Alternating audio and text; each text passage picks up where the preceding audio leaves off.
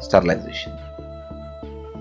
Now we'll learn the definitions of few terminologies. I'm going to explain sterilization, disinfection, asepsis and decontamination. Sterilization is a process by which all living microorganisms, including viable spores, are destroyed or removed from an article, surface or medium. Whereas disinfection is a process that destroys or removes most pathogenic organisms but not bacterial spores. Now you should be able to differentiate the process of sterilization from disinfection. Sterilization will kill all the microorganisms including spores, whereas disinfection is going to kill the viable microorganisms but not the bacterial spores. And the process of disinfection is done on inanimate objects. Asepsis is a process where the chemical agents are applied on the body which will either kill or inhibit the microorganisms present on the skin.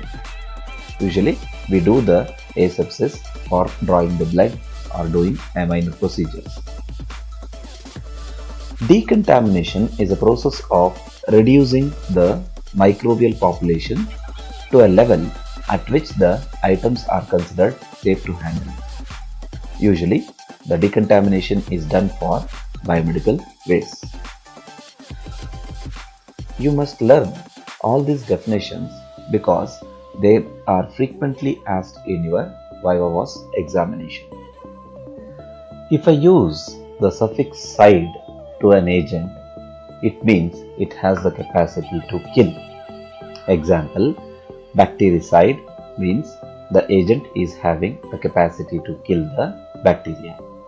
Similarly, if I use the suffix "-static", it means the agent is having a capacity to inhibit but not kill. Example, bacteriostatic means having a capacity to inhibit the bacterial growth but it cannot kill the bacteria. Now let's see the classification of sterilization. Broadly, we classify sterilization into physical methods and chemical methods. The physical methods of sterilization are drying, heat, filtration, radiation and ultrasonic vibration. All of you, one or the other way, you are following these sterilization methods at your home. Example, we dry the clothes. We heat the food so that it will not get spoiled. We do filter our water before we drink. We do the radiation sterilization of our water before we drink. So you should remember the physical methods of sterilization are drying, heat, filtration, radiation and ultrasonic vibration. All these processes are further subdivided. Now we'll take one by one. The sterilization by heat is further classified into a dry heat sterilization and moist heat sterilization. Examples for dry heat sterilization are flaming, incineration and hot air oven. Among the dry heat sterilization, hot air oven is very important because this is most widely used method of sterilization and hence you should concentrate more on hot air oven as it can be asked as a 5 marks question. Moist heat sterilization is a process in which we use water as a medium through which the heat is transferred. We all know the water will boil at 100 degrees Celsius. Hence, moist heat sterilization is classified into 3 types, that is, the processes which are done at less than 100 degrees Celsius, at 100 degrees Celsius and above 100 degrees Celsius. Examples for less than 100 degrees Celsius are pasteurization, water bath and inspiration. At 100 degrees Celsius, examples are boiling, steaming and tidalization. And the process involving above 100 degrees Celsius is autoclaving. Autoclaving is a most widely used method of sterilization in hospital, and most of the industries. So you should concentrate more on autoclave as it can be a 5 marks question or a part of your main question. And also few terminologies like pasteurization, inspission and tyndallization can be asked as a 3 marks question. After finishing the sterilization by heat, we will move on to sterilization by filtration. We have two types of filters, depth filter and membrane filter, which I will be explaining in detail in the subsequent sessions. Sterilization by radiation is classified into sterilization by ionizing radiation and sterilization by non-ionizing radiation. Example for ionizing radiations are gamma rays, X-rays and cosmic rays.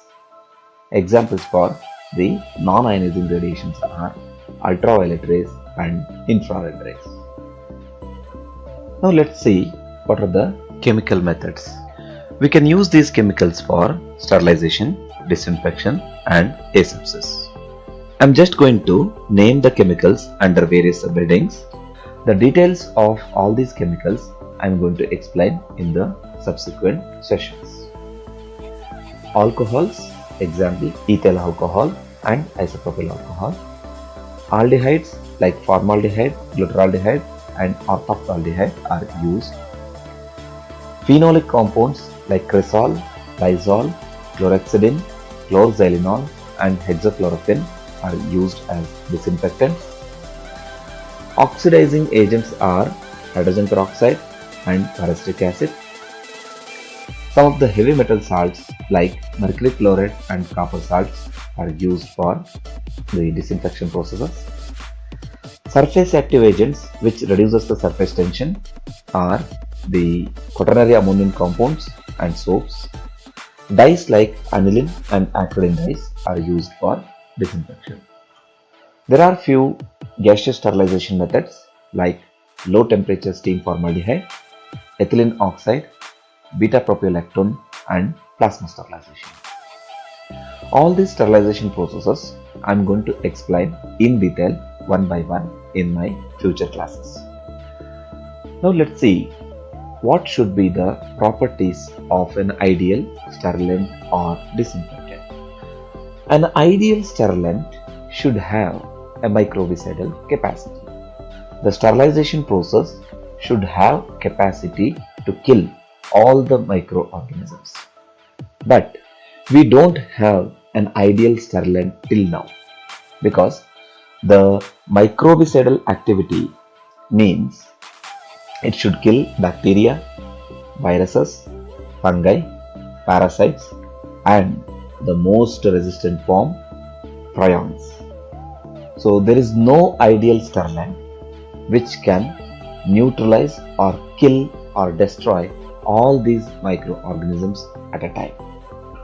An ideal sterilant should have a rapid action and ability to act even in the presence of organic matter. The organic matter may be in the form of bacterial load or other matter which will be in the environment.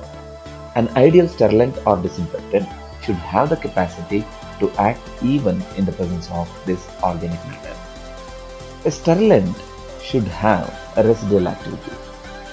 This residual activity is required in some situations where the sterilized articles are either used after some time or being taken from one place to another place.